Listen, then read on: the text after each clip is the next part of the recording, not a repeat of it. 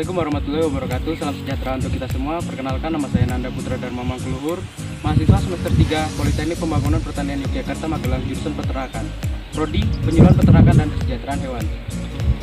Pada kesempatan kali ini saya akan membuat video praktikum mengenai kambing ataupun domba. Pada kesempatan kali ini saya akan melaksanakan identifikasi kepada kambing yang dimiliki oleh teman saya. Di sini ada kambing sanen dan di sana ada kambing kacang. Dan pada kesempatan kali ini saya akan mengidentifikasi kambingnya ada di sini. Itu kambing sanen. Kenapa saya katakan ini kambing sanen? Karena ciri-cirinya sangat spesifik dan sangat cocok dengan jenis kambing sanen, yaitu berwarna putih cerah, kemudian tanduknya lancip. Kemudian di sini kita lihat ada telinganya yang lurus ke samping, ke kiri, ke kanan, tidak berjuntai ke bawah ataupun lurus ke atas. Kemudian yang ciri yang lainnya yaitu memiliki jenggot.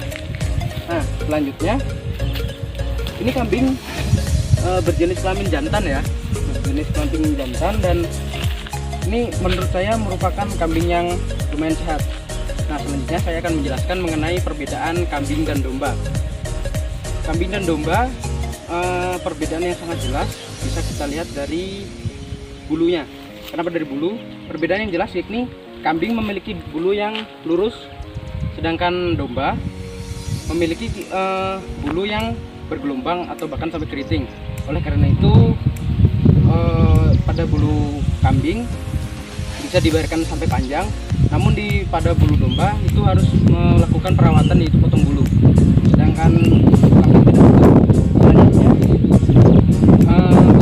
dari tanduk kambing, tanduk kambing biasanya lurus ke atas, sedangkan pada domba itu kebanyakan domba tidak memiliki tanduk, dan meskipun ada itu biasanya tanduk domba itu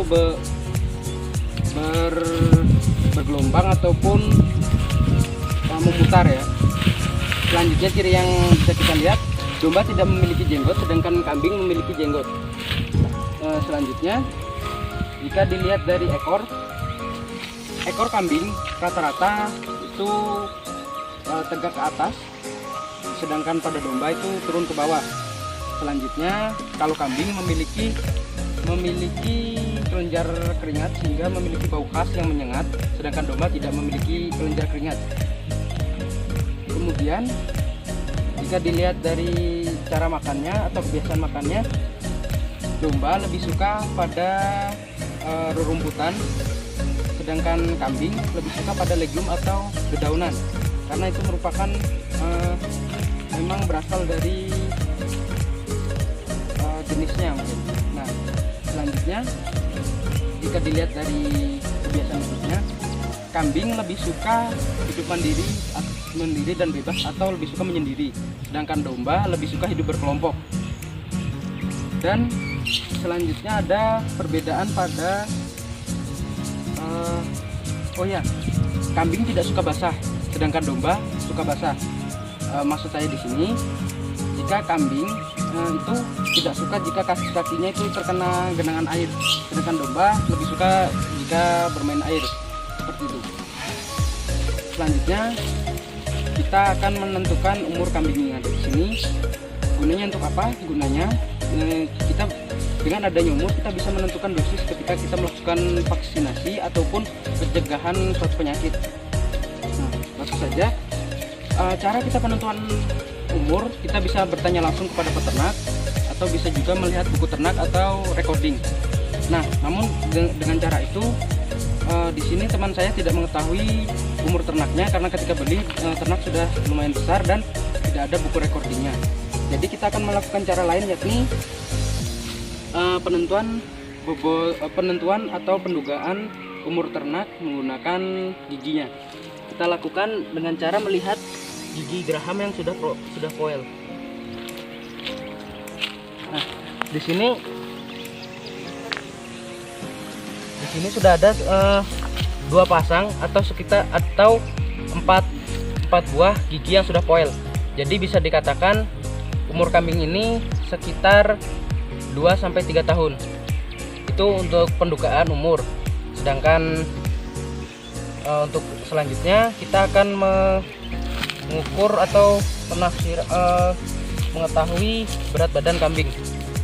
Gunanya untuk apa? Gunanya pengukuran berat badan, yakni salah satunya untuk penentuan pemberian pakan dan juga formulasi pakan yang akan diberikan.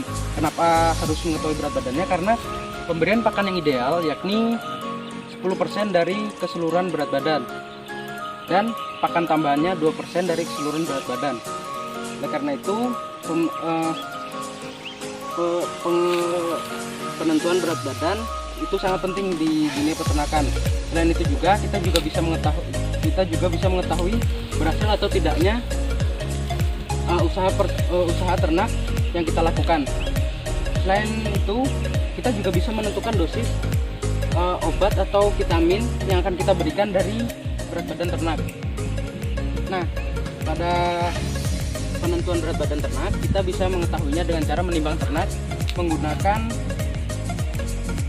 timbangan ternak. Namun di daerah saya Sampit Kota Waringin Timur, Kabupaten Kota Waringin Timur, Kalimantan Tengah, tidak ada yang mempunyai timbangan ternak. Oleh karena itu kita menggunakan pendugaan atau penafsiran berat badan ternak, yakni dengan cara beberapa rumus yang telah diteliti oleh beberapa orang. Contohnya rumus Kroll, kemudian rumus Winter atau pendugaan yang dilakukan di Denmark, dan ada juga pendugaan menggunakan rumus Arjo, Darmoko, dan lain sebagainya. Nah, di sini tadi saya sudah melakukan sebelum video ini saya sudah melakukan penghitungan berat badan ternak yang saya lakukan pada ternak sanen, kambing sanen ini. Dan setelah hitungan saya lakukan, pendugaan berat badan ternak ini yakni seberat 88,36 kg. Jadi pemberian pakan yang ideal sekitar 8-9 kg satu hari, dan pakan tambahannya sekitar 1,5 sampai 2 kg untuk pakan tambahan. Nah, sekian video dari saya. Sampai bertemu pada kesempatan selanjutnya. Wabillahi taufiq wal hidayah. Wassalamualaikum warahmatullahi wabarakatuh.